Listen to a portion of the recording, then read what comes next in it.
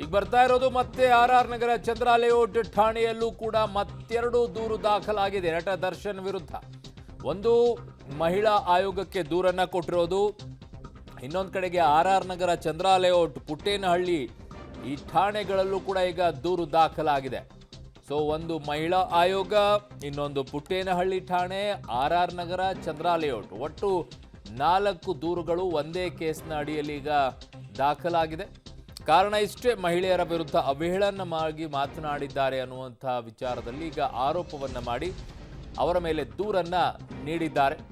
So ಈಗ ಇವತ್ತು ಸಂಜೆ ಒಳಗಡೆಗೆ ಮಹಿಳಾ ಆಯೋಗದಿಂದಲೂ ನೋಟಿಸ್ ಕೊಡುವಂಥ ಸಾಧ್ಯತೆ ಇದೆ.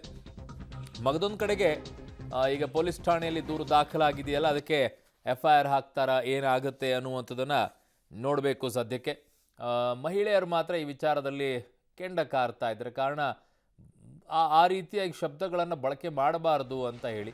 ಕಾರಣ ಯುವಕರು ಅದನ್ನೇ, ನಿಮ್ಮನ್ನು ದೊಡ್ಡ ಫ್ಯಾನ್ ಫಾಲೋವರ್ಸ್ಗಳಿರ್ತಾರೆ, ನೀವು ಈ ರೀತಿ ಮಾತನಾಡೋದಾದರೆ ಅದು ಎಲ್ಲ ಯುವಕರು ಅದೇ ರೀತಿಯಾಗಿ ಮಾತನಾಡ್ತಾರೆ. ಹೆಣ್ಮಕ್ಳಿಗೆ ಗೌರವ ಕೊಡೋದೇ ಕಡಿಮೆ ಆಗಿ ಹೋಗ್ಬಿಡುತ್ತೆ. ನೀವೇ ಈ ರೀತಿಯಾಗಿ ಹೆಣ್ಮಕ್ಳನ್ನು ಈ ಥರ ಮಾತನಾಡಿಬಿಟ್ರೆ ಇನ್ನುಳಿದಂಥ ನಿಮ್ಮ ಫಾಲೋವರ್ಸ್ಗಳ ಕಥೆ ಏನು? ಅವರು ಹಂಗೆ ಮಾತನಾಡ್ತಾರನ್ನೋ ಆರೋಪ ಅವ್ರದ್ದು. ಮಾಡಬೇಕು ಇದಷ್ಟೇ, ನನ್ನ ಹತ್ರ ಪುರ್ಸೊತ್ತು ಇಲ್ಲ. ಯಾಕಂದರೆ ಬೆಳಗ್ಗೆ ಎದ್ದ ತಕ್ಷಣ ನನ್ನ ಕೆಲಸ ಏನು, ನಾನೇನು ಕೆಲಸ ಮಾಡಬೇಕು ಇದಷ್ಟೇ ನಾನು ಕನ್ಸು ಕಾಣೋದು. ಇವತ್ತು ಇವಳು ಇರ್ತಾಳ, ಇವಳು ನಾಳೆ ಅವಳು ಇರ್ತಾಳ, ಅವಳು ಯಾವಾಗಲೇ ನೀನು ಅಜ್ಜಿನ ಬಿಡೆ, ನಿಮ್ಗಳಿಗೆಲ್ಲ ತಲೆ ಕೆಡಿಸ್ಕೊಂಡು ನಾನು ಯಾಕ್ರೆ ಕೂತ್ಕೊಳ್ಳಿ.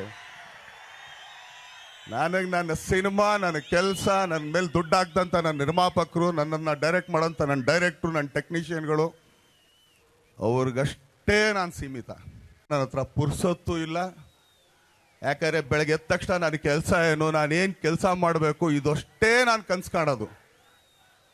ಇವತ್ತು ಇವಳು ಇರ್ತಾಳ, ಇವಳು ಅವ್ರ ತಾಯಿ ಹೆಣ್ಣು, ಅವ್ರದ್ದು ಅಕ್ಕ ತಂಗಿ ಹೆಣ್ಣು, ಎಲ್ಲ ಮಾಧ್ಯಮಗಳ ಮುಂದೆ, ಸ್ವಾಮೀಜಿಗಳ ಮುಂದೆ, ಮಠಾಧೀಶರ ಮುಂದೆ ಎಲ್ಲ ಬಂದು ಹೆಣ್ಮಕ್ಳನ್ನ ಕೊಚ್ಕೊಂತಾರಲ್ಲ, ಅದೇ ಥರ ಎಲ್ಲ ಹೆಣ್ಮಕ್ಳನ್ನ ನೋಡಬೇಕು. ಇವರು ಕೆಟ್ಟದಾಗಿ ಬಾಳೆಹಣ್ಣು ತಿಂದ್ಬಿಟ್ಟು ಚಿಪ್ಪೆ ಎಸ್ತಂಗೆ ಮಾತಾಡ್ತಾರಲ್ಲ, ಇದೆಲ್ಲ ತರವಿಲ್ಲ ಇವ್ರಿಗೆ.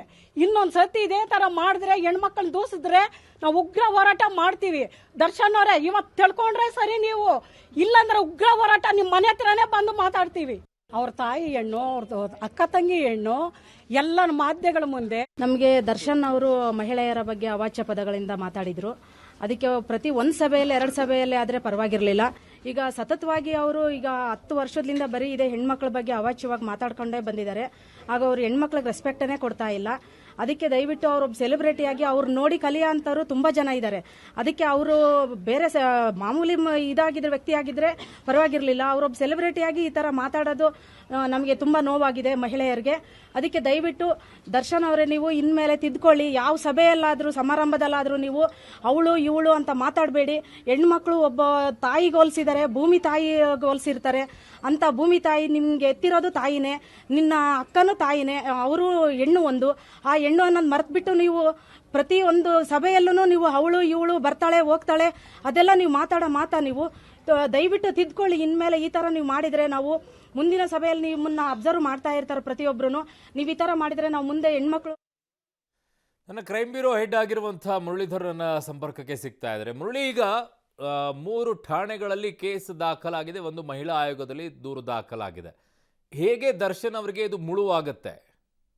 ಖಂಡಿತವಾಗಿಯೂ ಅರುಣ್, ಯಾಕಂದ್ರೆ ಪ್ರಮುಖವಾಗಿ ಈ ಪ್ರಕರಣಕ್ಕೆ ಸಂಬಂಧಪಟ್ಟಂತೆ ಪದೇ ಬೇರೆ ಬೇರೆ ಪೊಲೀಸ್ ಠಾಣೆಗಳಲ್ಲಿ ಒಂದು ದೂರನ್ನ ದಾಖಲು ಮಾಡ್ತಾ ಇದ್ದಾರೆ. ಎಲ್ಲಾ ಕಡೆ ಕೂಡ NCR ಪ್ರಕರಣವನ್ನ ದಾಖಲು ಮಾಡಿಕೊಂಡು ಅವರಿಗೆ ನೋಟಿಸ್ ಅನ್ನ ಕೊಡುವಂತ ಕೆಲಸವನ್ನ ಈಗ ಪೊಲೀಸರು ಮುಂದಾಗ್ತಾರೆ ಅಂತ. ಯಾಕಂದ್ರೆ ಬೆಳಗ್ಗೆ ಅಷ್ಟೇ ಪುಟ್ಟೇನಹಳ್ಳಿ ಪೊಲೀಸ್ ಠಾಣೆಯಲ್ಲಿ ಒಂದು ದೂರನ್ನ ದಾಖಲು ಮಾಡ್ತಾರೆ. ಮಹಿಳೆಯರ ಬಗ್ಗೆ ಅವಾಚ್ಯ ಶಬ್ದಗಳನ್ನ ಬಳಸಿದ್ದಾರೆ. ಜೊತೆಗೆ ಮಹಿಳೆಯ ಗೌರವಕ್ಕೆ ತುಚ್ಚಿ ಏನಂದ್ರೆ ಅವಹೇಳನ ಮಾಡೋ ರೀತಿಯಲ್ಲಿ ಹೇಳಿಕೆಗಳನ್ನ ಕೊಡ್ತಾ ಇರೋಂಥದ್ದು, ಇದು ಸರಿಯಲ್ಲ ಅನ್ನೋ ರೀತಿಯಲ್ಲಿ ಒಂದು ದೂರನ್ನ ಮಹಿಳಾ ಸಂಘಟನೆ ಒಂದು ದೂರನ್ನ ಕೊಟ್ಟಿತ್ತು. ಅದಾದ ನಂತರ ಈಗ ಮತ್ತೆ ಏನೋ ರಾಜರಾಜೇಶ್ವರಿ ನಗರದಲ್ಲಿ ಒಂದು 2 ಪ್ರಕರಣಗಳನ್ನ ದಾಖಲು ಮಾಡಿರುವಂತದ್ದು. ಅದು ಕೂಡ ಒಂದು ಪ್ರಬಲ ಸಮುದಾಯದ ಬಗ್ಗೆ, ಅಂದ್ರೆ ಒಕ್ಕಲಿಗ ಸಮುದಾಯದ ವಿರುದ್ಧವಾಗಿ ಒಂದು ಹೇಳಿಕೆಯನ್ನ ಕೊಟ್ಟಿರುವಂತದ್ದು. ಅದರಲ್ಲಿ ಉಮಾಪತಿಯವರ ವಿರುದ್ಧ ಅವಾಚ್ಯ ಪದಗಳಿಂದ ನಿಂದನೆಯನ್ನ ಮಾಡಿರುವಂತದ್ದು. ಜೊತೆಗೆ ಮಹಿಳೆಯರನ್ನು ತುಚ್ಛವಾಗಿ ಕಾಣಿಸೋ ರೀತಿಯಲ್ಲಿ ಮಾತುಗಳನ್ನ ಸಾರ್ವಜನಿಕವಾಗಿ ಬಹಿರಂಗವಾಗಿ ಹೇಳಿರುವಂತದ್ದು ಸರಿಯಲ್ಲ ಅಂತ ಹೇಳಿ ಈಗ ದೂರನ್ನ ದಾಖಲು ಮಾಡಿದ್ದಾರೆ.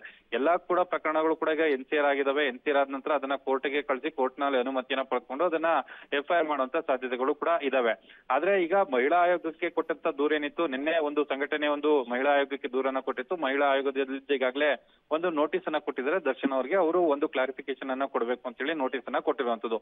ಇನ್ನು ಪೊಲೀಸ್ ಠಾಣೆಯಲ್ಲಿ ಕೊಟ್ಟಿರುವಂತಹ ದೂರುಗಳೇನಿತ್ತು ಅದಕ್ಕೆ ಸಂಬಂಧಪಟ್ಟಂತೆ ಹೇಳಿಕೆಗಳನ್ನ ಪಡೆದುಕೊಳ್ಳೋದಕ್ಕೆ ಪೊಲೀಸರು ಕೂಡ ಮುಂದಾಗ್ತಾರೆ. ಈ ರೀತಿಯಲ್ಲಿ ಏನಂದ್ರೆ ಅದರಿಂದ ನೋವನ್ನು ಉಂಟು ಮಾಡಿದ ನೋವನ್ನ ಅನುಭವಿಸಿದಂತವ್ರು ಯಾರಿರ್ತಾರೆ ಅವರು ದೂರನ್ನ ಕೊಟ್ರೆ ಅದಕ್ಕೆ ಏನು ಪರಿಣಾಮಕಾರಿ ಒಂದು ಕೇಸ್ ಆಗುತ್ತೆ. ಯಾಕಂದ್ರೆ ಅದನ್ನ FIR ಅನ್ನ ಕೂಡ ಮಾಡ್ಕೊಳ್ಬಹುದು. ಅಂದ್ರೆ ಉಮಾಪತಿ ಅವರು ಅದನ್ನ ದೂರನ್ನ ಕೊಟ್ಟಿದ್ರೆ FIR ಅನ್ನ ಮಾಡ್ಕೊಳ್ತಿದ್ರು. ಇದು ಮೂರನೇ ವ್ಯಕ್ತಿ ಕೊಟ್ಟಿರುವಂತ ಹಿನ್ನೆಲೆಯಲ್ಲಿ ಅದನ್ನ NCR ಮಾಡ್ಕೊಂಡು ಅವರ ಹೇಳಿಕೆಗಳನ್ನ ಪಡ್ಕೊಳ್ಳೋದಕ್ಕೆ ಈಗ ಪೊಲೀಸರು ತಯಾರಿಯನ್ನ ಮಾಡ್ತಾ ಇರೋಂಥದ್ದು. ಅರುಣ್.